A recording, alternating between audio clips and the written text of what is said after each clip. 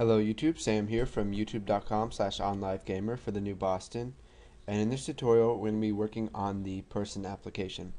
Now you can see here that I've made a couple changes to this application.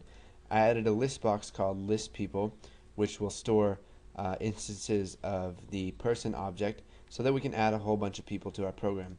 And I added a button called new person, and I just rearranged the buttons over here on the right side. And the name property for new person is button add person. So what I also did is I added an update all sub, which just calls all three: update income, update weight, and update money. So now what we need to do is we need to come down here and we need to create an array list to store all of our people.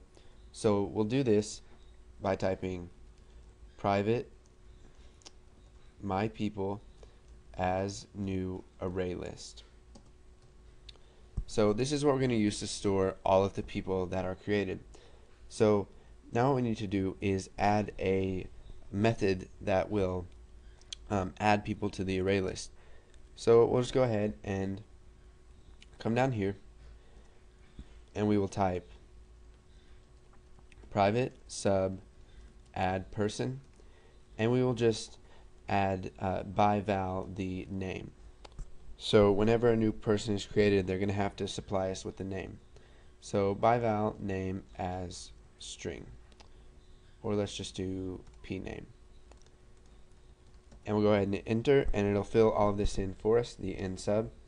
And what I also did is over here in the person class, just go ahead and create a public variable called name, make it of type string, and set it equal to nothing.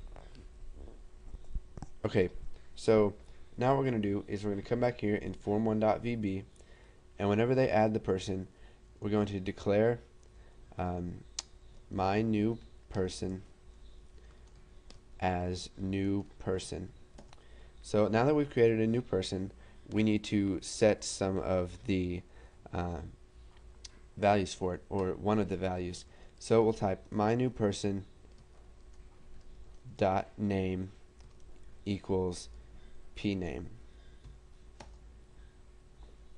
Okay, so now that we have initialized the name, that's all we need, because all of the other values are defaulted, assuming that the person has just been born or something similar to that. So now what we need to do is we need to add that person to the array list. So we'll type my new person, or no, we need to type my people dot add, and we will add my new person. Okay, so now that we have our add person sub created, it declares a new person, it sets their name, and then it adds that person to the my people array list. So I'll come in here and double click on new person, and you can see it creates this button add person click event. So now what we need to do is we need to go ahead and type input box. So this will open up a box and prompt the user to input a value. So we'll just go ahead and type the prompt a string, so please enter a name for your person, and then we'll go ahead and set the title as name, and we'll set the default response to John Doe. Okay, so now that we have created our input box, we're going to need to store what they got in a variable. So we'll declare name as string, and we'll set it equal to whatever the input box gives back to it.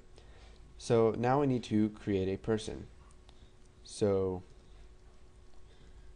add person, and we'll go ahead and type name right there as the arguments. So whatever they type in the input box, it's going to set the name value for the new person, and it's going to add them to the array list. Now what we need to do is we need to add that person to the list box. So we'll just type list people dot items dot add, and we'll just go ahead and add my people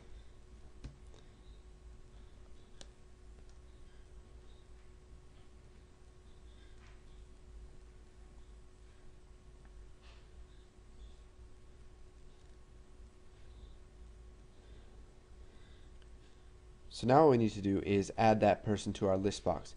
So come back up here to our add person sub, and we'll go ahead and type list people dot items dot add, and we'll just add my new person dot name.